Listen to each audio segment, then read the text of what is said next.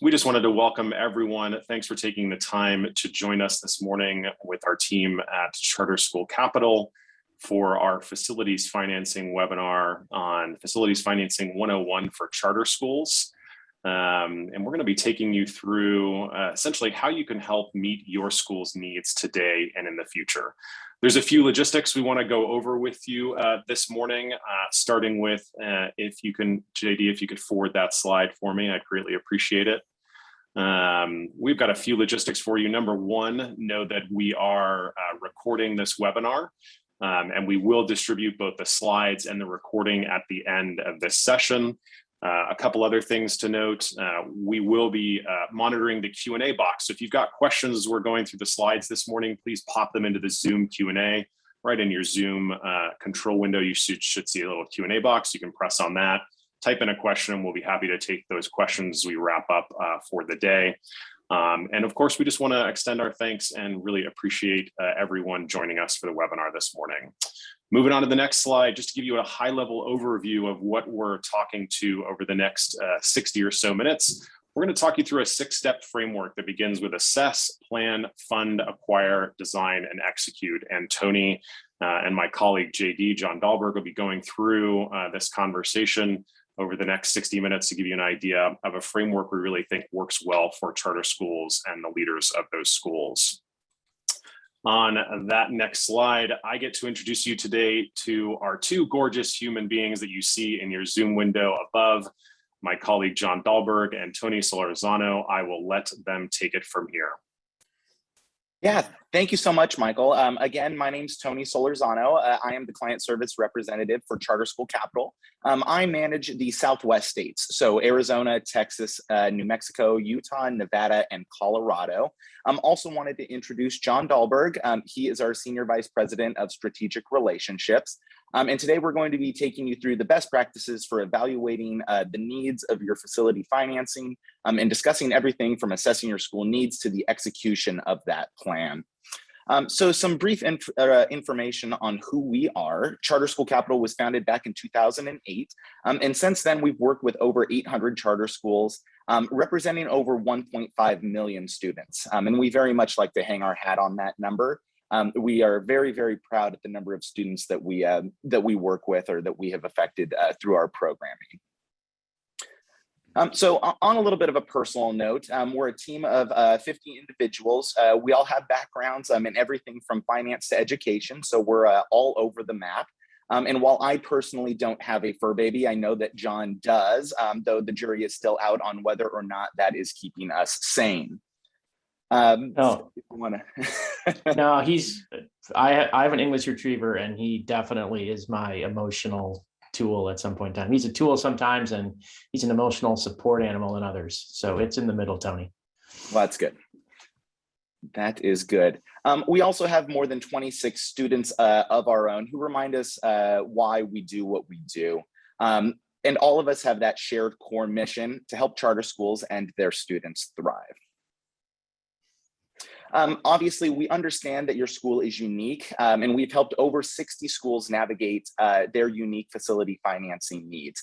This is all across the country, everything from California over to the East Coast. So we have quite a wide range of expertise. John, if you want to progress over. So with that, I'm going to kick it over to John Dahlberg. He's our Senior Vice President of Strategic Relationships, and he developed our facility financing program. So he's going to be taking us through the presentation from this point forward. So John, I'll turn it over to you. Well, thanks, Tony. And like I said, I appreciate the welcome and the introduction from Tony, and I'll throw a couple of other comments on there as well. As we scroll through these photos, I hope these are photos of schools that we actually support. And these students are ones that we count pseudo as our own. It is our first metric, and it is our mission to serve students, like you'll see on these pages. So we're not face to face for a variety of reasons, but please light us up in the chat room with questions and comments. Michael, who's off screen right now, is specifically looking for your comments, and he's going to funnel those questions to us. So please engage with us the best you can in this medium, in this format. And we hope this resonates. And like I said, these photos we understand that each one of your schools is different. The missions you serve, the students you serve, they are very different. But these photos may look semi-familiar to you. And we hope that that's true, because while your mission, your students, your community, and the way you're teaching might be unique and should be unique, the process that we're going to go through to help you along your facilities journey is fairly standard. And as Tony mentioned, there's some best practices and some things that we can help you focus on, and hopefully help you avoid some of the mistakes that we've seen over the last 13, 14 years. So as Michael said, let's go through 6 points. This no need to screenshot unless you really feel compelled. You will all get a copy of this. So again, from assessment, when you're starting, simply understand, assess what you need, assess the amount of space that your needs and your wants are really are mission driven. Your space is a function of how much space you want to do that in. Do you have the ability to gain extra space? And finally, your budget. There is an economic reality to what you want, what you need, and what your space is. And those are what we're going to dive into. So as I mentioned, considerations that are key. There's a difference between a need and a want. It is incumbent on your administrators, your business managers, your board to understand what you need and what you want. You need certain things. You need common space and bathrooms and hallways and offices for education and for transition. You need to have your space connected to your academic mission and in concert with what your growth plan is. And more importantly, there are some specialty requirements that should be unique to each of your missions. If you are a STEM school, you should be considering a science lab. If you're a performing arts school, you should probably have some type of theater, some type of stage. All of those are needs. And when that is over, there's a list of wants that you might be able to fill into your budget. But that's really the important thing, is to make sure that you have a clear delineation between your needs and your wants when you assess things. As we take a look, the metric that we use for one of the metrics that we use at Charter School Capital and many other funding sources use is your rent to revenue ratio as a metric for what's the allocation of your revenue to your building versus the revenue of allocation to your mission.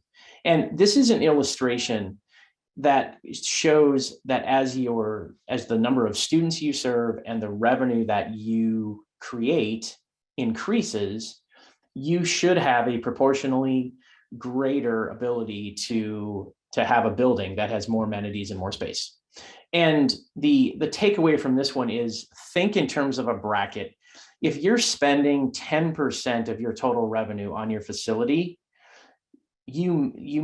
that may be low. If you're spending more than 20, that may be high. So somewhere between that 10 to 20% range is really the healthy sweet spot. 20% doesn't leave enough revenue to come back into the classroom. And there's a risk, depending on your market and the cost of your real estate, that if you have only 10% that's going into your building, you might be lacking the amenities and the space to really be attractive and watch your children thrive. So that's the range. Somewhere between 10 and 20% is really healthy. And we just drew you graphical representations of those boundaries. Planning, it's going to take some time. You need to prepare, and list after list and communications are going to be key. So let's dive into that one. Planning, tip for you, small shameless plug. There's a lot of detail on our website that we are not going to be able to cover today. Please hit that. It is universal. Whether your life cycle is early or late, there are tools out there that can help you, and we'd love to interact with you on our website. From a planning perspective, I will tell you that the first thing I would do is involve your entire team and use a broad definition of your team. It is not just the administrators and your board and your architect. there are other constituents that are critical to the success of planning your space, how it's going to be used, when it's going to be used, what does it feel like for the students, what does it feel like for the teachers and the paraprofessionals that are in the space. Their team is a critical definition. And we're a tight-knit community. There are other leaders who have been somewhere and paved this road that were probably role models to you. Talk to those people as well about what they learned from their facilities journey, what went well, what didn't. And I think from a reflection standpoint, as you plan, please go back and revisit your mission. I mentioned this earlier, and I used the example of a STEM, or an art school. Make sure that your mission is living and breathing in the space that you're trying to create, whether you're renting it and retrofitting it or you're building it from the ground up. Please try to make sure that your mission is felt in your building. And then I think the last point, this is hard. We're going to get into some of the external factors. You were all living through COVID. But even in the perfect world, making a change from the facility you're in to the next stage of your forever school there's time involved, and there's going to feel like a disruption along the way. One thing that I love to, sorry, John. One thing that I love to say about involving your whole team, we were working with a school that actually involved their kitchen staff when they were doing some of the chats about trying to get everyone involved. That led to some discoveries of some inefficiencies that had the kitchen staff not been chatted with, they really wouldn't have known existed. So they were able to work that out during the initial planning stage. Yeah, that's a great call out, Tony. That's right. I think the only risk that you can have, and Tony, see if you agree with this, is creating your definition of team so wide that you can't manage it. But your parents could be on the team, your kitchen staff, your support staff, your board, things like that. It's your students. How many times, does a student go, wow, that, make a broad definition of team that you can manage. And I think that'll be really helpful in the long term. Absolutely. And this is the scare slide. I apologize for being the one to break it to you. Prices are up, inflation has gone bananas, and there are labor and material shortages. So when you plan, if you have any benchmark of what a facility is going to cost you, and it's less than three, and you've talked to an architect or a contractor in anything more than the last 3 days, it's wrong. Nobody, sorry, Tony, you laugh at me. Nobody knows when this is going to come down or how far it's going to retreat, but prices are absolutely ridiculous now. And as we walk through this presentation, that will impact what the calculated amount of amenities and space you can afford. And it's a reality. Oh, sorry, I'm talking over you. I laugh at you because I know how true this is. We had a school that went in with an anticipated project cost of about $1 million, doing 8 or so classrooms, less than 10 classrooms, and a gym. That expansion is now running close to $4 million. So it is a very, very real issue at this moment. Yep. And then next, I think, as you get through the assessment and the planning phase, there are funding options. So we'll jump into the funding options. And again, this is what we try to do is take a look at key funding alternatives and critical funding criteria. So the options are along the row axis, along the column axis, and your key considerations are on the row axis. So I think this is a hypothetical $7 million example. So let's call this a $7 million example.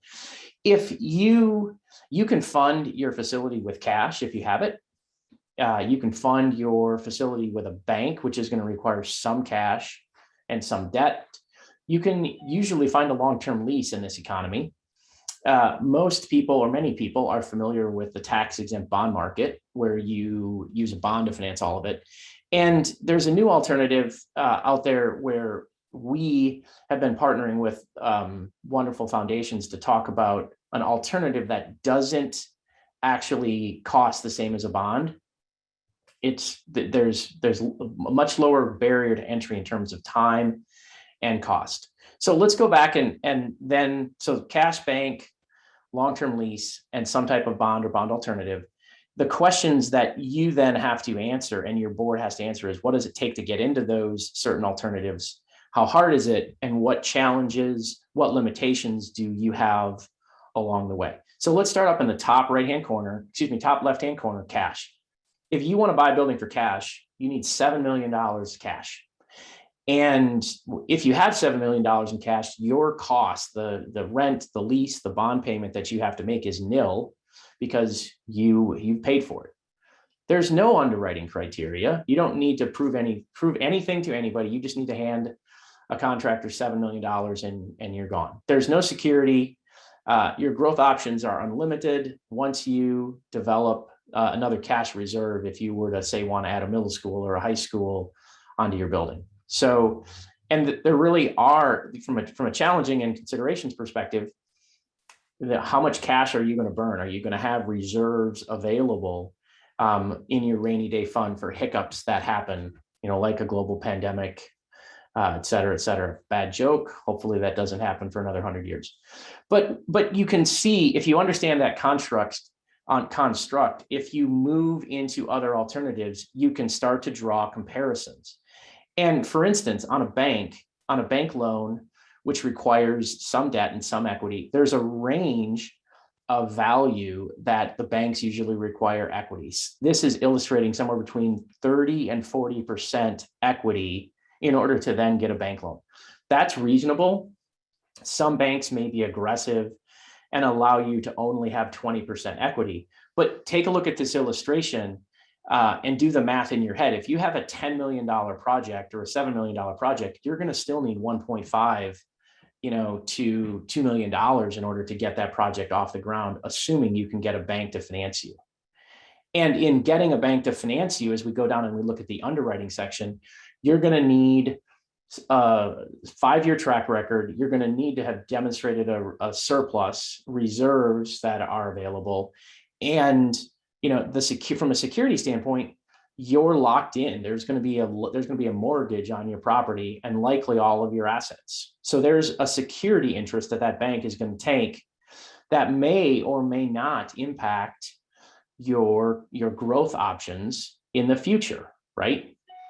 That it's a consideration. If you know where you want to be and a bank is going to give you a great rate and you don't ever want to expand, that's an alternative if you want to part with the cash. Tony and I are working with a school in Nevada that's right there. They're looking at the alternatives to owning their building using a bank. A long-term lease, similar construct. The amount of cash needed in a lease is usually very little, 0 to some small number of, just for legal review and things like that. But there's no large deposit needed in a lease. The lease, because you're financing in a lease, because you're financing 100% of the purchase price, the payment can sometimes appear on an annual basis, on an annual basis, it will likely be larger than a bank, but it comes with no cash, no capital invested on day zero. So that's your trade-off if you were to compare those two middle columns. From an underwriting perspective, leases and private developers who offer that product usually are a little bit more flexible than a bank. A bank is not a charter-specific, mission-driven finance company like some people out there who can be flexible. There are some requirements. It's not without any rigor, but it can be more flexible. The security interest, that's a big one from a growth perspective, because there's usually not a security interest in a long-term lease. That then trips into your growth options, where when you're in a lease and you're in a property that's owned and leased to you by somebody who is charter friendly, they are likely willing to scale and expand with you, allowing for growth if that's your motivation. The bond, again, I think there's money right now is extremely inexpensive. The bond market has been attracted to the charter sector, and the amount of schools that have been financed using the bond and tax exempt bond market has grown in the last 3, 5, 7 years. Many people are familiar with it. It's a hybrid of some of the alternatives we talked about. There is definitely some underwriting that goes with it. We've seen that underwriting come down a little bit. There's still going to need to be some level of history that the school can show that there's a surplus, that they can cover what is called debt service coverage, which is a function of how much revenue, how much NOI, net operating income, do you have in order to cover your bond payment. But there's strings attached with getting a bond. There are reserves. There are costs associated with potentially getting a rating.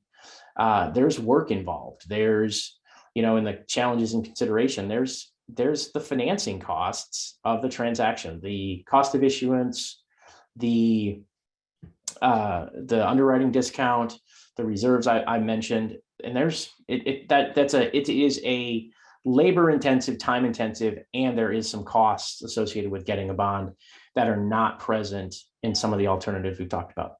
And lastly, there's a new alternative out there. It is not it's a concept that we want you to be aware of. It's very unique. It is very customizable to each of your situations, but it really does allow you the best of all worlds with a reduced school cost to entry. And another webinar or offline, we'd love to talk to you about it. But conceptually, that's the box that you have to think about: varying degrees of cash needed and varying degrees of requirements and payment options on a monthly basis or on an annual basis to consider. So please hit us back with that slide, because there's a lot going on there and we'd be happy to talk about it. But you should be evaluating more than one alternative in any project that you're looking to expand on. Here's another concept that I want to share with you, and this is an illustration. And for our visual learners, I hope this makes sense. And for the rest of you, I'll walk you through it. Simply put, any capital source that we just spoke of on page 18 is going to be looking at you and your school from a position of risk.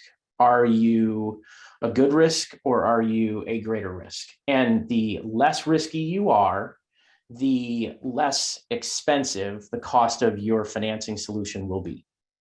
And when you think of risk as the school network or the school or network, your size and maturity. As you are older and bigger, you have more flexibility. You generate larger amounts of revenue.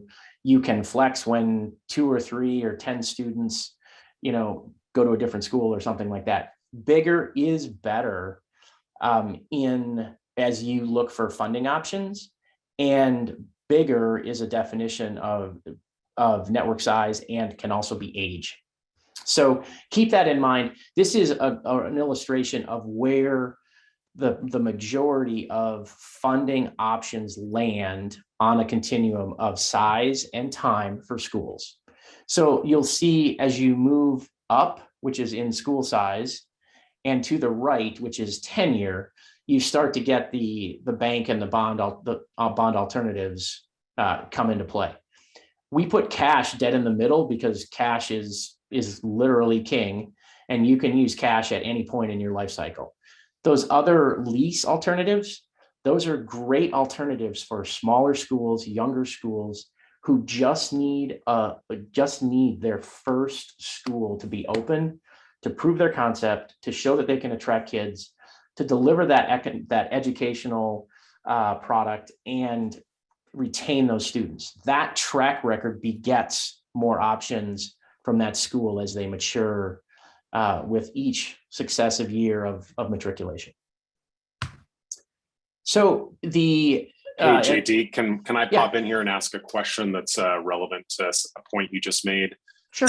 You mentioned the case of the school that went from $1 million to $4 million in costs. Yes. Was our team involved at the initial $1 million estimate and then was involved all the way to how that school got to 4 million?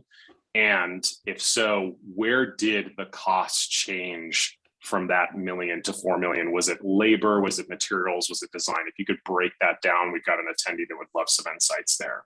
That's great, Michael. And I thought about putting a layer of context. Let me put start with some context.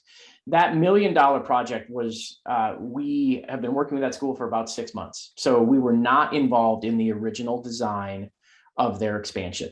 That original design, what Tony didn't mention was that original design was 5 years old. So that's an important distinction because there is some natural inflation between a project that was planned 5 years ago to be executed right at some point in the future and now. I think we have looked I wasn't in Florida, but I was talking to a Florida partner last week. In terms of inflation pre-COVID to post-COVID, Michael, and I think this will resonate with the user. It's somewhere around, it's somewhere between 85% and 215%. So we're literally seeing cost per square foot that used to be $1 is now maybe $1.85 per square foot or $2.15. It is somewhere, it's absolutely crazy in terms of what's driven that. Now, depending upon the market, in a typical construction, it's probably 50-50 between labor and materials. So I don't have the micro level details to answer that question with specificity. But I think most importantly, that I don't want our users or our listeners to take away that prices are up 4 times. I think prices are up somewhere between 1.5 to 2, depending upon the markets you're in and the potential labor shortage and or material shortage, which that's unique. Ohio is different from California, which is different from Florida. And both those labor and material shortages are so interconnected right now because they're impacting each other as well. That's right. It's a supply. It's literally a mess. And then again, there's related issues too as to acquisition cost, right? The land has now become a commodity, and sellers are actually jacking up the acquisition price for land as well. So speaking of location, and I know you sort of touched on this in part in step 2, but you're also going to touch on it in step 4 as we get into that design phase. We have another question here that talks to how we counsel a school on location as to where they may be trying to get into a crowded area with lots of other charter schools. What are some of the factors that a school should consider? And is there any data that our team analyzes regularly to try and help charter schools make a location decision? The answer is yes. We have partners that are inside our network that we go to routinely that can drill into a zip code, and they can tell you they've done the hard work that says in this zip code plus 3 miles, there are X number of schools. This is the kids that they serve. This is the potential grades that they have. There are partners out there that we can connect schools with that help them hone in on what's inside their desired ring. Should they be there? Should they not be there? And again, that's one of those benefits that we can have. We have partners that can do that on a very precise, on a precise location by location basis. Great, thanks. Those are the questions so far. I'll let you keep rolling. Okay. All right, we talked a little bit about the financing options, and then it really becomes down to how do you want to acquire your property. I think from an acquisition perspective, there's a mission-driven strategy question that you and your board basically has to understand, and that is what do they really want? Do they want ownership? Or do they want control? And the understanding that is ownership is the bond market. Ownership is trying to go through a loan process, things like that, versus a lease. Well, you're getting to similar places. Our counsel to the schools is fight for control, fight for a long-term, permanent, stable school, and then understand your financing options and the true cost of them in order to maximize the benefit to your school and to your programming. So that's something that every school and board has to grapple with. Once you start to move through that, understand that acquiring a property is going to require management time and expertise. There is going to be a significant drain on your resources when you're getting a bond or getting approved for a bond, you're going through the rating process. That's going to be different than getting a lease. The other piece of it is you're an owner. If you're going to fight in that space, is being a land baron part of your charter, right? That's another one of them. There are fluctuations. We've talked about the fluctuations in the real estate market. I can't predict those. This is not a normal time, but those market fluctuations come into play when you are in the ownership world. That when you're in the leased environment where you're talking about control. And then I think the other thing important when you're talking about your building, if you're going to acquire something, making sure that your building, that the target location is zoned properly for education, or there is a path to put your school there by right or by process. Make sure that you can actually teach school there. And I think, there's a call out here that we've talked about. Other schools have done this. A land use attorney is a very specialized attorney that understands all of these changes and can help work through some of these things. There are qualified, talented, good people out there who fill these niche markets, and it's worth exploring to find those people. From a design perspective, we've talked a little bit about this one. Again, making sure that we don't lose sight of the fact that you have a charter and there is a mission inside that charter. Please take the time, allocate your time and allocate your resources to make sure that that mission comes through from your space to meet your students and help them thrive. That's important. You can do that in small ways. You can do it in big ways, but please make sure that your mission is at the heart, your charter is and your mission is at the heart of whatever you design. Tony mentioned this earlier in one of his call outs. Make sure that your design team is broad and it has all of your constituents. We've talked a little bit about affordable, making sure that we separate your wants and your needs. Those are you're going to have to come back and revisit those in the design phase, because the design phase is where your vision and your wants and your desires actually get met with a cost.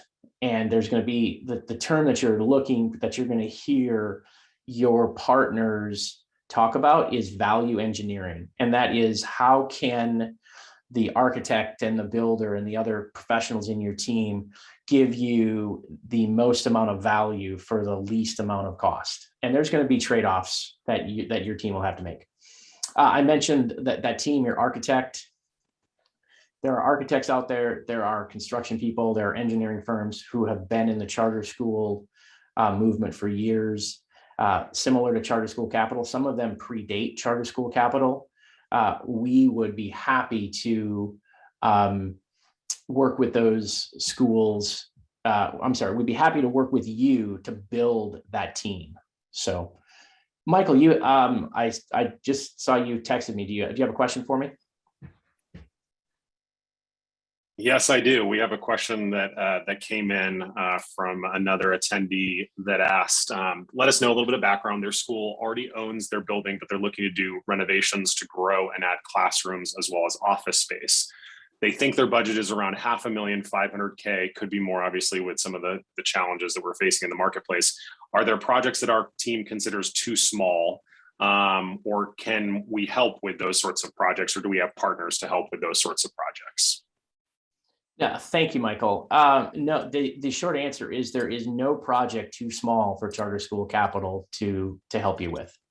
And so whether it's $50,000 or $50 million, we would love to engage with you and figure out the best solution. Our approach is similar to what we've outlined. We will help you navigate the analysis and the thought logic of what you want to do and why you want to do it. And we can bring as many of the partners and the people who are required to make your project a success, or we can work with your local partners and your team in your community to make it happen together. But please call us. Our first goal and our first metric is to serve students, and we count how many students we serve each year, just like McDonald's used to count hamburgers. So we don't differentiate between 5 students and 5,000 students. We want to help them all. So please let us know if we can do more. Hey, John, before you move off Yeah.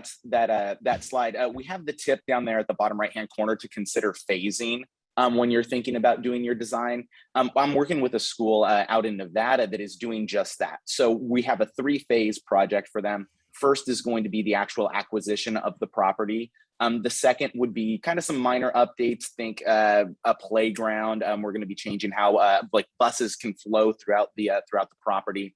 And then third being a much larger kind of tenant improvement inside renovation.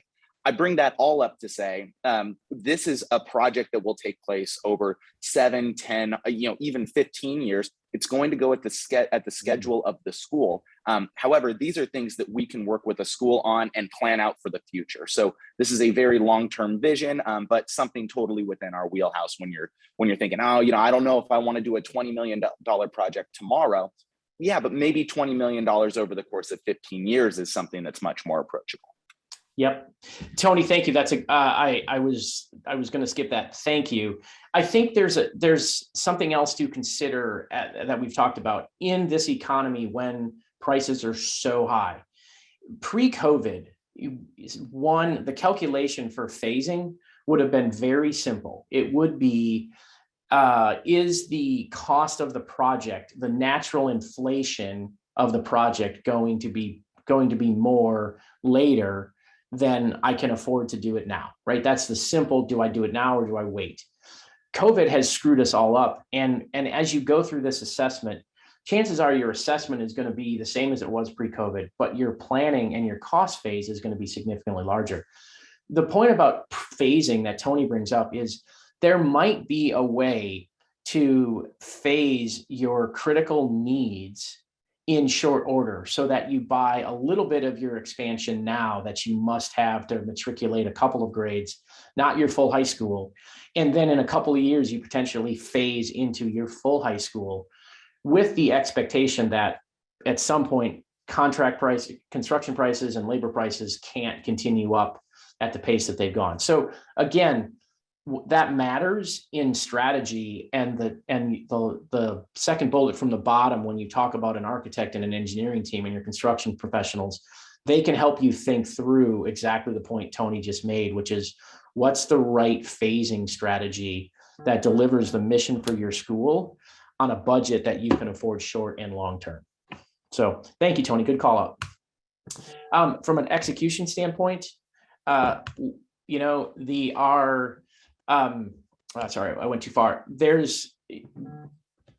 Please pay attention to getting the right professionals in your team, right? There's a project manager. That's a resource that is a specialized resource that understands project management and they understand construction.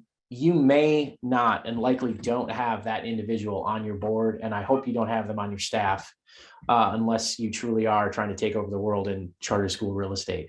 But that project manager can help organize what is going on, both from a construction standpoint and a school standpoint, and keep all the moving parts. Communication, we've talked a little bit about it. I'm gonna hover on that in the next slide. And then the moving part, right? Going from point A to point B, regardless of whether you're renovating a new space or you're building a new space, there's some pain and potential brain damage associated with that move. And we want you to be aware of that and plan for it. So I talked a little bit about who, from an execution perspective. I talked about the project manager. There's another individual who we routinely use. So the project manager, think of the project manager is somebody that's going to keep the overall project on track. A school may choose to have that resource if they want. Most owners, charter school capital being one of those, is going to have what's called an owner's rep. And that owner's rep is really keeping track and keeping the contracted professionals accountable to making sure, in the simplest terms, that they're buying the right number of 2x4s or the right number of steel at the right time, and they're on track and they're on budget. That is an owner's rep who is looking out for the interest and the success of a project from an ownership perspective. The project manager is going to have a little bit broader scope and keep their arms around all the moving parts. They're probably going to lead, bi-weekly meetings with your school as you get near different milestones of construction, things like that. So as you get there, understand that the execution is going to take the form of time, and there's going to be a lot of people moving around trying to organize the parts. I mentioned your move plan, right? There is making sure that you orchestrate when one building is going to be ready and when you exit one is a critical thing. From a timing perspective, right? It goes without saying, using breaks, using summer, those are the obvious ones. But I think the most important call out on your execution plan is make sure that you're communicating often with your team about the progress of your entire move, the construction leading up to it, keeping your base engaged with open houses, social media, videos, anything you can do to keep your base engaged and aware of where the milestones are is a proven best practice that keeps people inside your organization, students, teachers, faculty, staff, parents, partners, keeps everybody on the same page. And I think we mentioned earlier, we've thrown a lot of information at you. This is designed to be a teaser. We'll take all your questions that Michael has queued up at the end, but please don't hesitate to go to our website. You can contact me, you can contact Tony, you can contact any of us. There are free resources that is available to all of you. And just so people have it, I'm going to drop that link in the chat to everyone. So if you want, feel free, click on that. So you'll have that available. Right. Yep. And that there's other things that we're focused specifically in this blue section today about facilities and the challenges and best practices in that. Charter School Capital is a full service specialty finance company that services only charter schools. We have a tremendous amount of brain power that sits behind and around me and Tony. And we've got a variety of products and services that really are designed to help you and your students thrive. So don't think that we're a one-trick pony. We've got plenty of options to help you. We'd be happy to connect with you offline. And Michael, I think if you've got some questions, this contact information is going to be available to everyone as well. But there's another good-looking picture of Tony. Of both of you, after all, of both of you. As mentioned before, we're going to distribute these slides in this recording, so we'll make sure that Tony and JD's contact information is included in that distribution as well. We do have a couple of questions that came in, one that is very specific, so I'm going to let you two decide if you'd like to take this question or if we should ask this attendee to maybe reach out to us, because it is obviously very specific. If Tony and JD, if you click into that Q&A panel, you will see this open question.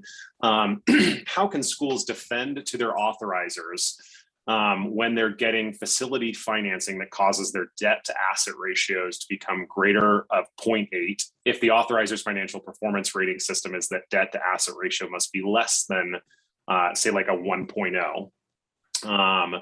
Especially if bond financing includes reserves and fees in addition to the 100% financing. Banks typically lend no more than around 80% LTV, but bond issuers are willing to go way over that, even over 100%. So I know this somewhat speaks to some of the challenges that we've been partnering with wonderful foundations on, but I would love to get some ideas, John, from you, given just the depth of experience with these sorts of questions. But how do charter schools defend their authorizers if they need to do facilities financing to grow or to improve schools if they're going to go over a certain debt to asset ratio? Yeah, so Michael, thank you. I think I'm not looking at the chat. That person should definitely reach out to us. This is a numbers question that we can go through offline and help them with. I think what I would say to the team is, to our listeners and our participants, the challenges that you face with your authorizer is really about reframing a question. So that question clearly understands that there's things that are embedded inside the cost of a bond. There might be a situation where that test they fail one part of the test, but another healthy test they would pass with flying colors. And then you start having a conversation with your authorizer about understanding their concern in one area and using another statistical test to mitigate the perceived risk of that one test. And we, Charter School Capital, we can do that that's what we do. I'm an accountant, so I understand that question and I get a little geeked out because I want to answer it, but I don't have all the facts. So it's really about understanding the impact that's going to be on your school from multiple angles and not arguing is the wrong word, but explaining to your authorizer that one test might not fit all, and coming back with an argument that says, hey, we're good because of this, and this. And that is an offline conversation. But strategically, if you fail one metric, there are other metrics that we can help you with that promote and quantify the health of a school that may be a defense to a narrow view of one answer. Yeah, for sure. And I would just encourage what you said. If you've got very specific questions like this one that John tackled so well, feel free to email us at growcharters@charterschoolcapital.com. We'll pop that email address into the chat as well. Have a couple more questions for you too. We've got a few minutes left. You mentioned this 6-step framework. I would love, given your background, to understand, where do you see charter school leaders and their boards struggle with the most? Is there a particular part of this framework where you've seen challenges, especially in the context of the last 18 to 24 months, as we've seen students go into their homes, schools become and education become very different? I would love to see what you're hearing out there of those 6 steps. Which one's the struggle, and if there's things that have happened in the last 24 months that have changed areas where you've seen leaders struggle, what have those changes been? Well, and John, I'll jump first and then feel free to elaborate if you want. I know for me that the hardest step for the schools that I've been working with is it's simply the plan step. And you can look at it from a couple of different angles. Number one, it's really difficult to plan for the future. I mean, you think back to February of 2020, and no one would ever thought that we would be here today, got 18, 20 months later. So thinking about what does the next year look like, much less the next 5 years look like, can be very difficult and overwhelming for a charter leader trying to think of the long-term plan for their school. Kind of conversely, and what John had touched on earlier, you think of the plan side just from getting people involved, you're getting leaders involved, whether that be community, parental leaders, et cetera. It's either not having that group be big enough or having that group be too large, having unwieldy board meetings where you have sensitive topics and you're also doing facility planning. Those things can be very difficult. So strategically planning those out, that's probably the biggest one for me. John, I don't know what your thoughts are there. Yeah, I would agree with all of that, Tony. I think I would ditto around communications, open and honest communications with your team. Michael, my sense is that that school leaders are concerned with what I'll say an element of safety as it relates to, are they going to have enough money to do the things that they need to do? And that's the emotional health of our leaders was not on that plan, But I think that plan in large, those 6 steps, those plans in large measure are designed to reduce the emotional stress around what should I do and why should I do it. There's a rubric there. And I think that's the hard part. What I'm sensing and what I'm seeing, the students that have just gone nowhere, right? They vaporized. The perception that some of the younger students, the kindergartners and the first graders, are probably at home, but may come back. What are state revenues and budgets going to look like in the next couple of years? Are the discretionary funding sources going to be funded the way they were? All that creates, and then you layer that on top of the bananas pricing for construction and for labor. Does a school need twice as much space to do in-person learning in the future, or do they need half as much space because they're going to run some combination of hybrid? These are all questions that are gnawing to some degree at different people, and it really comes down to communicating what you want, why you want it, and then working a plan. So that's a non-answer, but it's already been recorded. So my non-answer is out there. It really is. I see the biggest stress around how do they manage the safety of delivering that student experience in a world where it's hard to see around the corner. Money's cheap, costs are high, everything is just sideways, and it's a tumultuous time. Yeah, I think you're getting to a question, the last question before we wrap up, and you've started speaking to this, is what should charter leaders be looking for in a facilities partner? And I think part of your answer is going to say, hey, it takes some of that mental anxiety and stress of doing the thing that they should be doing, which is helping drive the success of their mission away, right? Are there other things that you have seen from our clients at Charter School Capital or other schools in the marketplace and partners? What are the things that charter school leaders should be looking for if they're looking for a partner when it comes to facilities financing options? John's worldview that I project onto the charter movement, it's trust. What we've talked about today, we illustrated how you can finance your building 5 or 6 different ways. Money is a commodity. 2x4s are a commodity. Engineering services are technically a commodity. What I would want a school to do, and what Charter School Capital seeks from its partners and its relationships, is trust. And building trust in your partner is going to take very, very different forms for different people. But once you get to that place, you have everything we talked about. There's a good dialogue, there's honesty, and the partner says you can't afford it, and there's communication. So take the time to find a trusted partner that can fill in the gaps that you likely don't have on your board or in your administrative offices, that when it comes to something like commercial real estate and development, and then just organically take that and run with it. But it's finding somebody that you trust that can help you navigate a process that's not your sweet spot is the single best thing that an educator who should be focused on education can do to help themselves. I think that's a great way to wrap up our session. So we'll end there and just send a big thanks to all of you that joined us both here on Zoom as well as live on our Facebook page. We appreciate the investment of time for the last 60 or so minutes. And a big thanks to my colleagues, John Dahlberg and Tony Solorzano, for guiding us through the last 60 or so minutes. We appreciate their time as well.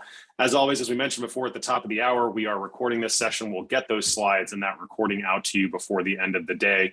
And if you do have any additional follow-up questions, the best email for our team is growcharters@charterschoolcapital.com. We've posted that here in the chat as well as in the Q&A a couple of times, so you'll be able to reference it there.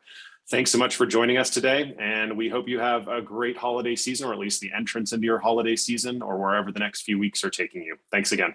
Bye-bye.